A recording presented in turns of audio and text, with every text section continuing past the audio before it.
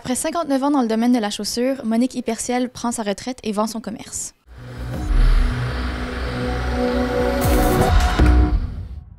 Monique Hyperciel, propriétaire de chaussures. 42 ans après avoir ouvert Chaussures Monique sur la rue principale à La Chute, Monique Hyperciel souhaite vendre l'entièreté du stock de sa boutique et trouver un nouveau propriétaire pour lui succéder. Comment est-ce que vous vous sentez par rapport à cette décision? Ah, je me sens bien. Je sais que je vais manquer ma clientèle, mais je me sens bien. C'est mes clientes qui sont tout à l'envers. Qui disent « Oh, Monique, ça se peut pas. Tu peux pas, on ne sera plus là. » Mais je dis « Mais à un moment donné, il faut bien que je recule, que je fasse d'autres choses. » C'est pour ça. Parlez-moi un peu de votre clientèle. Est-ce que ce sont plutôt des gens du coin ou puis est-ce que c'est des personnes qui sont fidèles à votre commerce? Oui, je te dirais que j'ai 2000 noms de clientes qui sont en bagage ici, là. Mais c'est des gens d'un peu partout, hein. J'ai des gens Saint-Jérôme, Montréal, Laval, énormément de Hawkesbury, Ontario, là aussi, Ottawa. J'en ai de partout, je veux dire. Mais toujours des bonnes clientes qui sont heureuses de venir ici, de partir avec une belle chaussure, puis, ou un beau sac à main. Ils sont fiers, tu sais. Parlez-moi un peu de votre carrière. Quand est-ce que vous avez commencé à travailler dans le domaine de la chaussure? J'ai commencé, je venais d'avoir mes 18 ans. Le 30 décembre, j'avais 18 ans et dans ce temps-là, je ne voulais pas retourner à l'école, là. Et puis, je suis allée voir justement Yvonne Malaquette. Elle a dit « Monique, je pense que de l'autre côté, au magasin, il aurait besoin de toi. Il pourrait... » Je suis allée voir M. Lorrain. Et puis, il me demande Est-ce que tu parles anglais? Non, mais je dis je l'écris, tu sais. Alors, il me fait écrire. Et puis, je pense que 2 semaines après, il m'a rappelé me dire je t'engage. Ça a commencé comme ça. Puis quand j'ai commencé, c'est comique, hein, j'ai tout de suite embarqué, puis je savais où était toute la marchandise, comment ça chaussait et tout, là. Puis il m'a laissé aller dans ça. Puis oui, c'était le fun.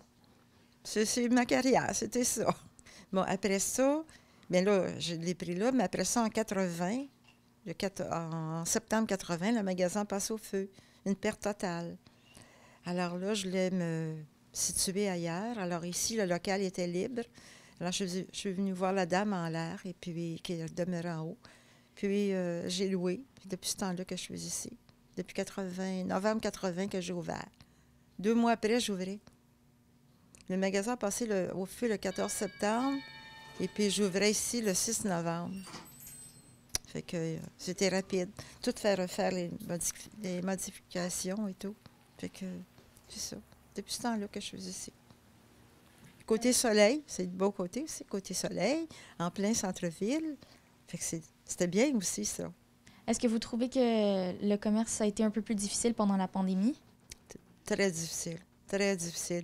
C'est là que ça m'a fait réfléchir, genre, continuer, tu sais, parce que des journées avec aucune vente, là, comme on vient de vivre là, justement, en janvier, des journées avec personne.